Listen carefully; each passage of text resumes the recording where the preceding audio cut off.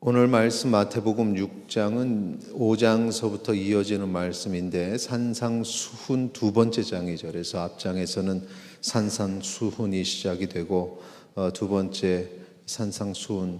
그 산상수훈이라 하면 연속된 사건이 아니라 항상 그 산에서 팔복산에서 이렇게 말씀을 가르쳐 주셨던 그 내용들을 한 곳에 또 이렇게 모아놓은 것입니다.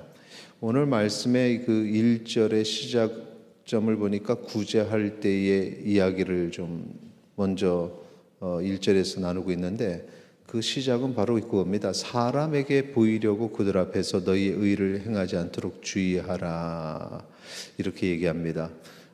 하나님께서 구제하는 것, 다른 사람을 돕는 것을 좋아하시죠. 그래서 기뻐하시기 때문에 다른 사람이 돕는 구제를 여기 지금 표현 보니까 너희 의를 행하는 것이다, 이렇게 말씀하십니다.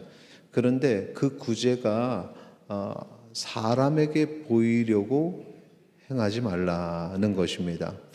사람들에게 알려지고 사람들에게 자랑거리가 되면 그것은 하나님과의 관계 속에서 이루어지는 것이 아니라는 것이죠. 그래서 하나님이 주시는 상을 사람에게 알려지고 그것이 자랑거리가 되는 그것으로 그냥 대치가 됩니다. 이 구제를 그래서 은밀하게 하라. 4절 말씀 우리 같이 다시 한번 읽도록 하겠습니다. 내 구제함을 은밀하게 하라. 은밀한 중에 보시는 너희 아버지께서 갚으시리라. 그러니까 남을 돕는 거, 구제, 이것도 우리가 생각할 때는 저 사람과 나와의 관계라고 생각할 수 있는데 그게 아니라 저 사람은 상관없이 하나님과 나와의 관계 속에서 이루어지는 것이라는 것을 우리가 알 수 있습니다. 이것이 하나님 안에서 그리스도인이 행하는 구제와 세상에서 행하는 구제의 차이점입니다.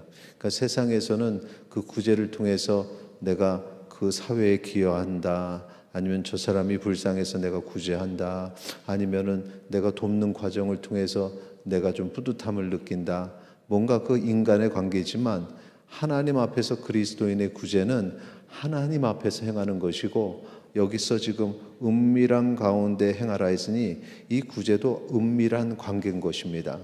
남을 돕고 그것을 하나님이 다 기억하시고, 그러니까 사람의 반응은 별로 중요하지 않습니다. 내가 구제를 했을 때 저 사람의 반응이 별로 중요하지 않다는 것입니다.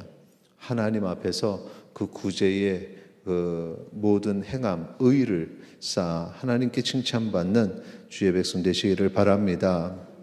그런데 여기서 지금 구제 얘기뿐만 아니라 뒤에 나오는 기도의 원리도 마찬가지입니다. 기도할 때에도 은밀한 가운데 기도하라는 것입니다. 마태복음 6장 오늘 본문의 그 6절에 보면 여러분 잘 아시는 말씀이죠. 너는 기도할 때 내 골방에 들어가 문을 닫고 은밀한 중에 계신 내 아버지께 기도하라. 은밀한 중에 보시는 내 아버지께서 갚으시리라, 이렇게 말씀하십니다. 그러니까 기도를 할 때 은밀한 하나님과의 관계가 형성이 되어야 되지, 기도하는데 만에 하나 그 기도가 하나님과 나와의 관계가 아니라 다른 사람을 인식하는 그런 기도, 다른 사람에게 보여지는 기도는 응답받을 수 없습니다. 그런 것은 하나님께서 기뻐하지 아니하시기 때문에 그렇습니다. 그래서 기도도 항상 하나님 앞에 드려져야 되고, 하나님 앞에 드려질 때는 우리가 하나님, 전지전능하신 하나님, 모든 것을 다 아시고 능력이 많으신 하나님이라고 고백할 때 우리의 기도의 모든 기도의 내용도, 그 기도의 제목도 다 아십니다. 그래서 그 모든 것들을 중언부언하면서 반복하면서 그렇게 말을 많이 해야 하나님이 들으신다. 하나님이 못 들으시는 분이 아닙니다.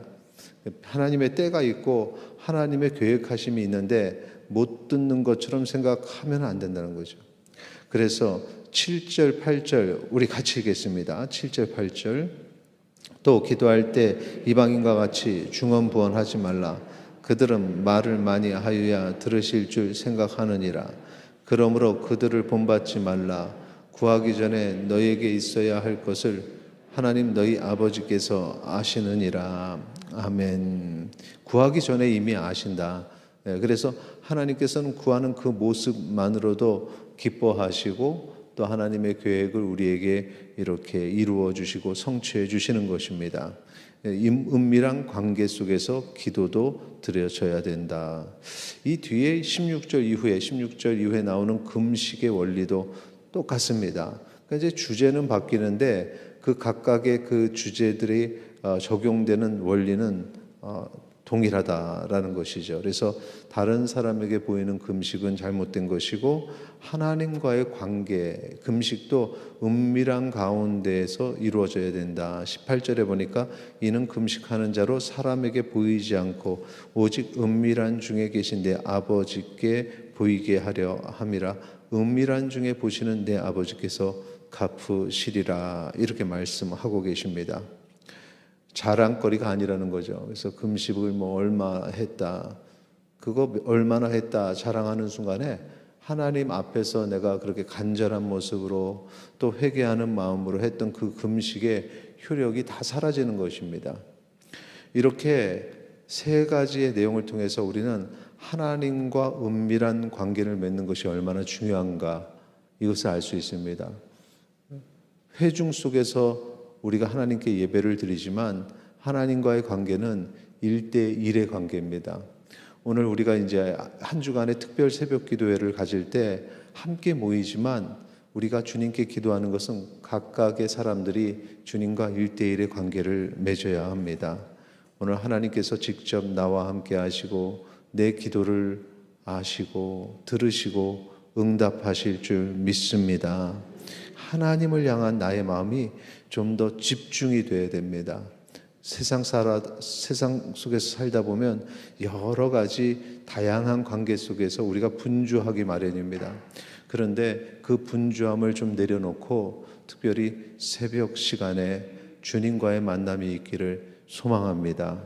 이 새벽 시간에 주님과의 만남이 있을 때 우리가 하나님 앞에서 핑계댈 게 없는 게 한 가지가 있습니다. 바쁘다는 거, 약속이 있다는 거. 목사님들 약속을 잡으면 꼭 아침 7시에 잡습니다. 왜냐하면 각자의 시간들이 바쁘니까 조찬 및 새벽 예배 끝나고 잠시 이렇게 기다렸다가 나가는 아침 시간 7시, 그때 이제 물론 목사님들 7시 약속도 몇 개 겹칠 때가 있는데 새벽 5시에는 겹치는 약속이 없죠. 그렇죠? 그래서 주님께 좀 더 집중하는 시간, 한 주간은 우리가 힘들고 피곤하지만 주님과의 이 1대1의 만남의 시간이 우리에게 가장 소중한 시간임을 고백하고 주님을 만나시기 바랍니다. 19절에서 20절에 보면은 하나님과의 이 관계를 어떻게 설명하냐면은 하늘에 쌓는 보화로 설명합니다. 그러니까 세상에 땅에 쌓는 보물은 어느 순간에 다 사라질 것이지만 하늘에 쌓는 보물은 영원한 것이라는 것입니다. 우리 19절 20절 같이 읽겠습니다. 너희를 위하여 보물을 땅에 쌓아 두지 말라. 거기는 좀과 동록이 해하며 도둑이 구멍을 뚫고 도둑질하느니라. 오직 너희를 위하여 보물을 하늘에 쌓아두라. 거기는 좀이나 동록이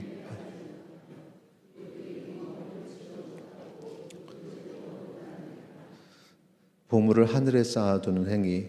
오늘 우리가 이 새벽 시간에 주회전에 나오는 것이 보물을 하늘에 쌓아두는 그런 아름다운 모습입니다.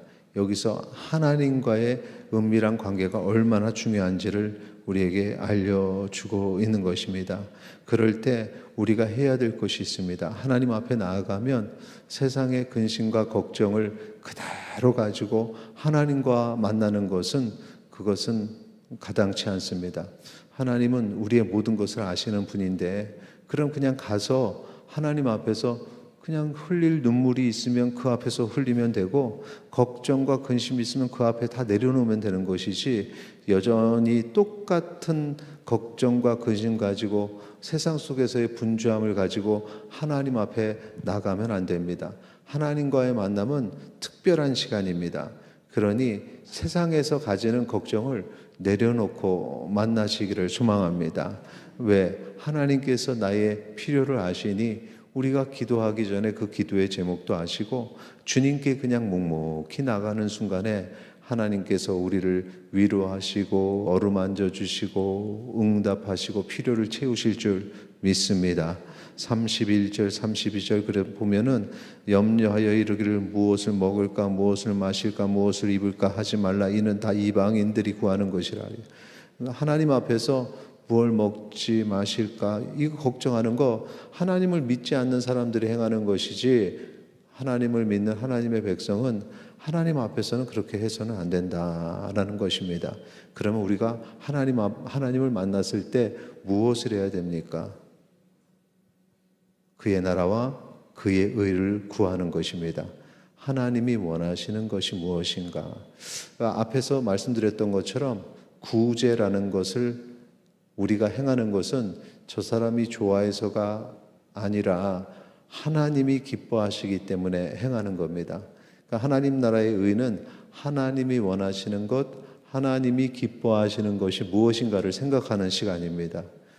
이미 기도를 통해서 우리의 기도의 제목을 다 아신다고 했으니까 우리가 이 한 주간의 기도를 똑같은 기도, 물론 우리가 기도를 드려야겠지만 그 기도 내면에는 하나님 다 아시죠라는 믿음의 확신을 가지고 또 하나님의 뜻이 이 땅에 이 나라에 우리 가정에 이루어지기를 원합니다. 이렇게 고백하기를 소망합니다. 그러니까 하나님 나라의 의가 우리의 삶에 이루어지기를, 우리 가정이 세상의 가정과는 다르기를, 우리의 이 나라가 하나님께서 택하셔서 거룩한 하나님의 나라 되기를. 요즘에 엊그제도 미국에 거주하는 우리 가정을 만났는데 분위기가 정말 많이 달라졌다 그래요. 일본에 갔을 때도 일본의 가장 교토 선교사님을 만났을 때도 교토라는 지방이 우리나라에서 이제 경주와 같은 고도라고 말할 수 있는 오래된 그 도시인데, 거기에 특히 약간 좀 보수적일 수밖에 없는 그리고 어떤 문화에 좀 예민하지 못한, 왜냐하면 이제 생활하기에 바쁜 그런 50대 그런 아저씨, 그러니까 그 교토의 50대 아저씨가 한국 드라마를 보면은 일본의 모든 사람이 다 본다고 그렇게 생각하면 된다고 선교사님 그런 얘기를 했어요. 그러면서 식사하면서 바로 옆자리에 있는 그 젊은 청년에게 한국 드라마 본다고 그러면서 몇 개의 드라마 제목을 얘기하는데 그 미국도 마찬가지라고 얘기를 해요.